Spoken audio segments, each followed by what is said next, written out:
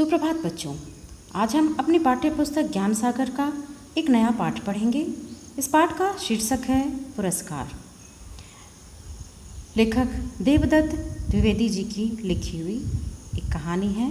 इसमें हम एक ऐसे बच्चे के विषय में पढ़ेंगे जो कई सारी मुसीबतों को झेलता है, गरीबी लाचारी का शिकार है, पर सच्चाई और अच्छाई के रास्ते से विचलित नहीं होता। लालच प्रलोभन उसे अपने मार्ग से डिगा नहीं पाते।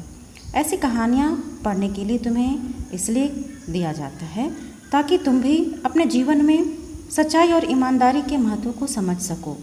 सच्चाई और ईमानदारी दुनिया भर की दौलत लाकर हमें नहीं देते, पर अपने मन की सुख और शांति हमें लाकर देते हैं, जो शायद दुनिया की सारी दौलतों से बढ़कर होती है। तो आइए हम पढ़ते हैं इस कहानी को। मैं इसका पठन करूंगी, आप सब ध्यान से सुनेंगे और मेरी ही तरह इसे पढ़ने की कोशिश करेंगे। पाठ का शीर्षक है पुरस्कार। रामनगर एक सुंदर शहर है। वह चारों तरफ से पहाड़ियों से घिरा हुआ है। रामनगर में बालक बालिकाओं के 10 विद्यालय हैं। वे आपस में मिलजुल कर अनेक काम करते हैं। प्रत्येक वर्ष वे मिलकर पुरस्कार वितरण उत्सव मनाते हैं। इस उत्सव में सभी 10 विद्यालय भाग लेते हैं। इस वर्ष प्रतियोगिता का विषय था सच्चे बच्चे कितने अच्छे। आज उसी प्रतियोगिता का परिणाम सुनाया जाएगा। सर्वाधिक अंक लाने वाले छात्र छात्राओं को पुरस्कार भी दिए जाएंगे।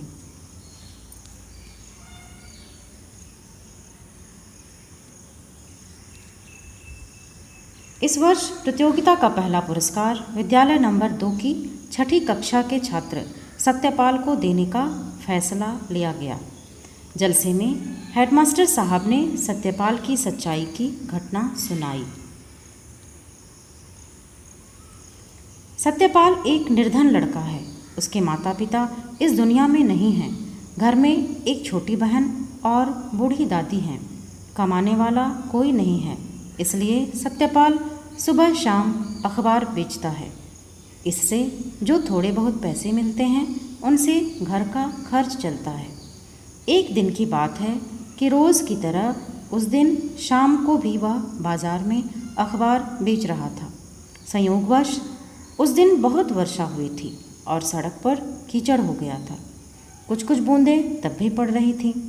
सत्यपाल के कपड़े भी भीग गए थे, फिर भी वह पटरी पर बैठा अखबार बेचता रहा। पहले कड़ी धूप में भी वह तब तक घर नहीं लौटता था जब तक सब अखबार बिक न जाए। मगर उस दिन न जाने क्यों कोई अखबार खरीदने वाला आया ही न था।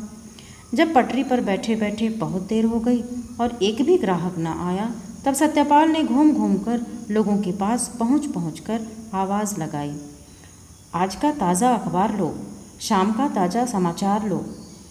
पर आज किसी को भी अखबार पढ़ने की फुर्सत नहीं थी। सब घर पहुंचने की जल्दी में थे, इसलिए सत्यपाल का एक भी अखबार नहीं बिका। उधर सूर्य भी ढल चुका था और सांझ का झुटपुटा और घना होता जा रहा था।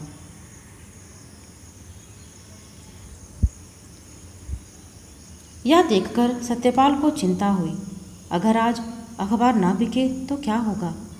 तभी उसका दूसरा साथी उधर से निकला। उसका नाम चंचल था। दोनों एक साथ अखबार लेकर निकले थे। चंचल के सब अखबार बिक चुके थे, पर बेचारे सत्यपाल का एक भी नहीं।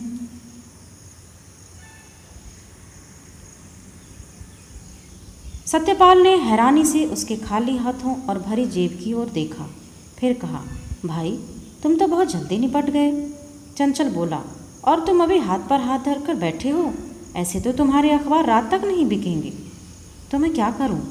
सत्यपाल ने हैरान होकर पूछा।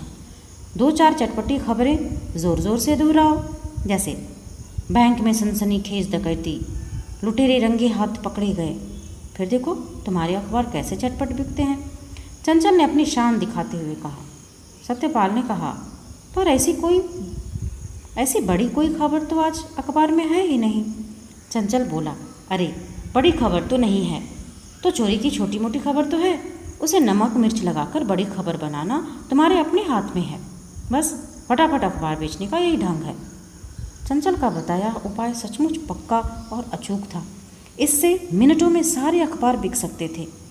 पर उसके लिए सत्यपाल का मन ना माना। वह चंचल से बोला, मैंने तो विद्यालय में सच के रास्ते पर चलने का प्रण लिया है, किंतु तुम्हारा बताया उपाय तो सरासर झूठ है। झूठी खबरों के लिए पहले दिल से झूठी बात सोचनी पड़ती है, फिर मुंह से झूठी खबर दोहरानी पड़ती है और अंत में हाथों से गलत ढंग से अखबार बेचने का झूठा काम करना पड़ता है। यह गलत काम मैं कभी नहीं करूँगा। सत्यपाल और चंचल की सारी बातचीत को उनके एक शिक्षक सुन रहे थे। सत्यपाल की यह सच्चाई देखकर वे गदगद हो उठे। उन्होंने सत्यपाल की पीठ ठोकी और कहा, शाबाश बच्ची, तुम्हारी सच्चाई से मुझे बहुत प्रसन्नता हुई है। आज के बाद तुम्हें अखबार बेचने के लिए दौड़ धूप नहीं करनी पड़ेगी।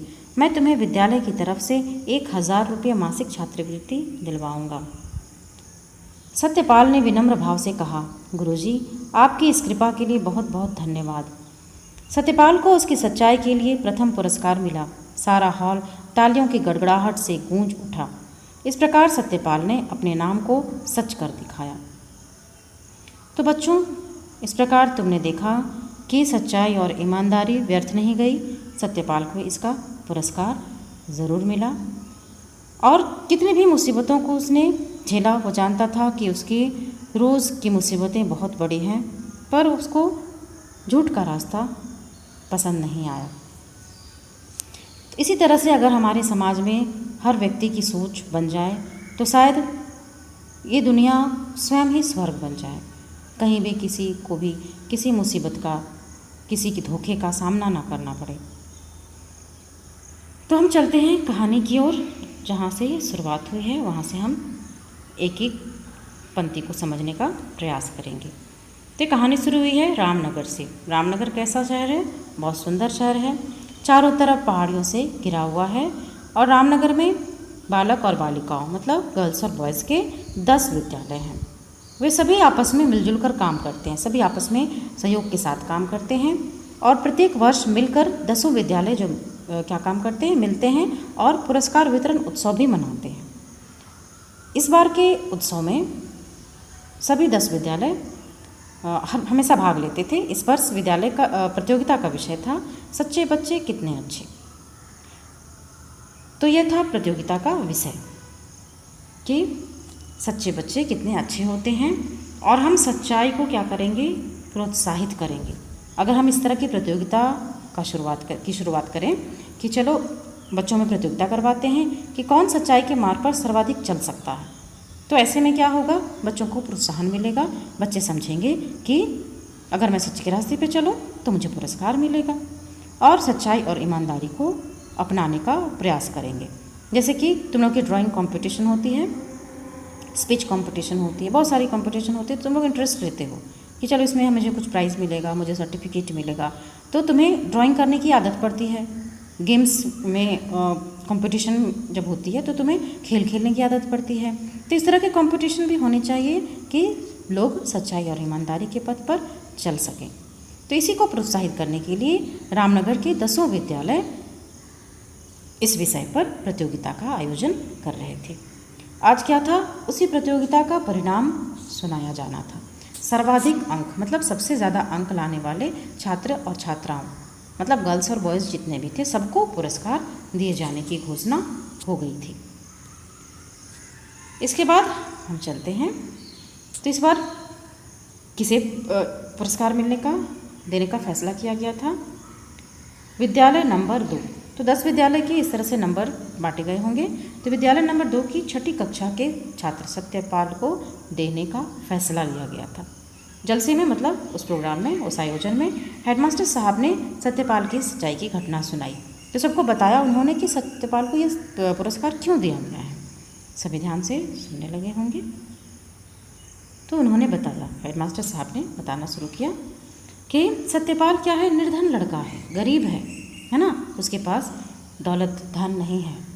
उसे हर दिन के सुबह शाम के अपने भोजन के लिए भी संघर्ष करना पड़ता है। बाकी ऐशो आराम की चीज़ें तो उसके लिए बहुत दूर की बात है। उसका कारण है उसके माता पिता दुनिया में नहीं हैं, उनकी मृत्यु हो चुकी है और घर में एक छोटी बहन और बूढ़ी दादी है। तो सबकी जिम्मेदारी किस पर पड़ गई? सत्यपाल पर, है ना। उसके घर में कमाने वाला कोई भी नहीं था, इसलिए सत्यपाल सुबह शाम अखबार बेचता था। मजबूरी में, लाचारी में उसे यह काम करना पड़ता था और जो भी थोड़े बहुत पैसे मिलते थे उसी से उनके घर का खर्च चलता था। एक दिन क्या हुआ, रोज़ की तरह वह शाम को फिर से अखबार बेचने के लिए निकला। दिन भर वो क्या करता होगा, स्कूल जाता होगा, पढ़ाई करता होगा, उसके बाद शाम को अखबार बेचता था। संयोगवश ऐसा कभी कभी हो जाता है कि हमारे साथ कभी कभी कुछ बुरा होने लगता है। तो उस दिन क्या हुई, बहुत वर्षा हुई थी, सड़क पर कीचड़ हो गए। तो लोग ऐसे में क्या करते हैं, जल्दी जल्दी अपने घर चले जाना चाहते हैं। लोग बाज़ार में रुकना नहीं चाहते, सड़कों पर रुकना नहीं चाहते, और कुछ कुछ बूंदें शाम को भी पड़ ही रही थी। सत्यपाल बेचारे के कपड़े भी भीग गए थे। पटरी पर बैठा अखबार फिर भी वह बेच रहा था। कड़ी धूप में भी वह अखबार बेचता था और अखबार जब तक बिक ना जाते थे वह घर नहीं लौटता था। पर उस दिन एक भी अखबार खरीदने उसके पास कोई भी नहीं आ रहा था। बहुत देर हो गई, तब उस बेचारे ने घूम घूम कर लोगों को आवाज़ लगाकर अखबार बेचना शुरू कर दिया कि लोग उसकी आवाज़ सुनकर उनका ध्यान उसकी तरफ जाए और वे लोग उसका अखबार ले लें। पर उस दिन ऐसा उसके साथ बुरा हो रहा था कि अखबार पढ़ने की लग रहा था किसी को फुर्सत ही नहीं है और सब अपने घर जा भागने की तैयारी में लगे थे। सूरज ढल चुका था, शाम का झुटपुटा, शाम में क्या होने लगता है, जो हल्का हल्का अंधेरा छाने लगता है उसको झुटपुटा बोलते हैं। तो वो धीरे धीरे क्या होगा, और घना होता जाता है। पहले हल्की सी रोशनी तुम्हें दिखाई देती है, फिर धीरे धीरे अंधेरा होता जाता है। सत्यपाल को चिंता होने लगी कि अगर रात हो जाएगी तो मेरे अखबार तो बिकने से रहे, मैं घर बिना पैसे लिए जाऊंगा तो मेरे घर में क्या होगा, है ना। तभी उसने देखा कि उसका दूसरा साथी उधर से निकला। उसका नाम था चंचल। दोनों एक साथ अखबार बेचने के लिए निकलते थे। चंचल के सब अखबार बिक चुके थे, है ना। तो उसे बड़ा आश्चर्य हुआ कि चंचल के सारे अखबार बिक गए और मेरे एक भी नहीं। तब उसने हैरानी से उसकी खाली हाथों और भरी जेब की ओर देखा कि उसने तो पैसे भी कमा लिए और हाथ में बिल्कुल एक भी अखबार नहीं है। तो कहा कि अरे तुम इतनी जल्दी सबको कैसे तुमने बेच लिया। चंचल ने कहा, और तुम हाथ पर हाथ धर कर बैठे हो, मतलब ऐसे ही बैठे हुए हो, कुछ भी नहीं कर रहे हो, तो तुम्हारे तो अखबार आज भर भी नहीं बिकेंगे। तो उसने कहा कि अब मैं क्या करूँ, तुम बताओ। बड़ा हैरान होकर उसने पूछा। उसे आश्चर्य हो रहा था कि इसके अखबार बिक गए, मेरे क्यों नहीं बिके। बोले, देखो मैं कैसे अखबार बेचता हूँ, 2-4 चटपटी खबरें हैं ना, उन्हें ज़ोर ज़ोर से तुम दोहराओ तो लोग सुनेंगे। जैसे कि बैंक में डकैती, लुटेरे पकड़े गए, तो इस तरह से लोगों का ध्यान तुम्हारी ओर आकृष्ट होगा और वे लोग अखबार खरीदेंगे। तो सत्यपाल ने कहा कि यार ऐसी खबर तो रोज़ नहीं होती, आज भी नहीं है। तब उसे चंचल ने क्या कहा, अरे बड़ी खबर नहीं है तो चोरी की छोटी मोटी खबर है ना, उसी को नमक मिर्च लगाकर बड़ी खबर बना दो और ज़ोर ज़ोर से चिल्लाओ, देखो फटाफट अखबार बिकेंगे। चंचल का बताया उपाय सचमुच पक्का और अचूक था, है ना। मतलब वो उपाय उसे सही बता रहा था कि इस उपाय से अचूक, मतलब जैसे निशाना लगाते हैं ना, तो किसी किसी का निशाना क्या होता है, एकदम अचूक होता है, एकदम जा करके वो पूरे टारगेट पर लगता है, जिसे मारना रहता है उस पर लगता है, उसको अचूक निशाना बोलते हैं। तो यह सचमुच अचूक था, मतलब अखबार बेचने का एकदम सटीक उपाय था, उससे सारे अखबार सच में बिक जाते।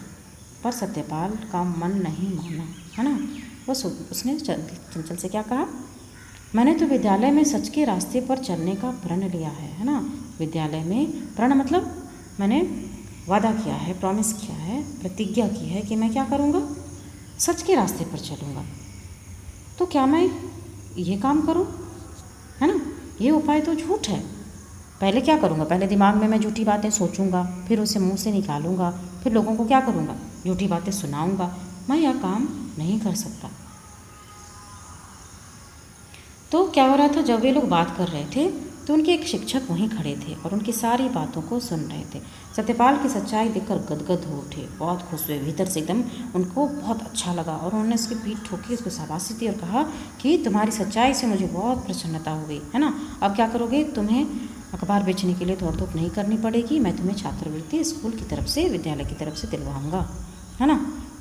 सत्यपाल ने विनम्रता के साथ, विनम्र होना भी जीवन में बहुत ज़रूरी है। अपनी आवाज़ में, तुम्हारी वाणी में, तुम्हारे स्वभाव में कहीं भी ऐसे भाव नहीं आने चाहिए कि सामने वाले को ऐसा लगे कि तुम में कितना अभिमान है, तुम कैसे घमंड भरी बातें कर रहे हो। तो विनम्रता होनी बहुत ज़रूरी है। हम लोग सबसे अच्छे से बात करते हैं, छोटे से बड़े से, और इस तरह से उन्होंने उसे धन्यवाद दिया और सत्यपाल को प्रथम पुरस्कार मिला। सारा हॉल तालियों की गड़गड़ाहट से गूंज उठा, है ना। और सब ने सत्यपाल की वाहवाही की। सबको उसकी कहानी सुनकर बहुत अच्छा लगा। तो आज तुम क्या करोगे, इस कहानी को पढ़ोगे, इस पाठ का बार बार पठन करोगे। शब्दार्थ यहाँ से तुम लोग देख सकते हो। अगली कक्षा में हम इसके शब्दार्थ लिखेंगे, प्रश्नोत्तर लिखेंगे और तुम इसे अपनी कॉपी पर लिखोगे। आज का तुम्हारा गृह कार्य है, होमवर्क है। तुम इसका पठन करो, इस पाठ का जितनी बार कर सकते हो। आवाज़ के साथ, तेज़ आवाज़ के साथ पढ़ो ताकि तुम्हारी जो वाणी है और अच्छे से निखर सके, तुम्हारी आवाज़ अच्छी हो, तुम्हारे उच्चारण अच्छे हों और पाठ की सारी बातें तुम्हें याद भी रह जाएं। धन्यवाद।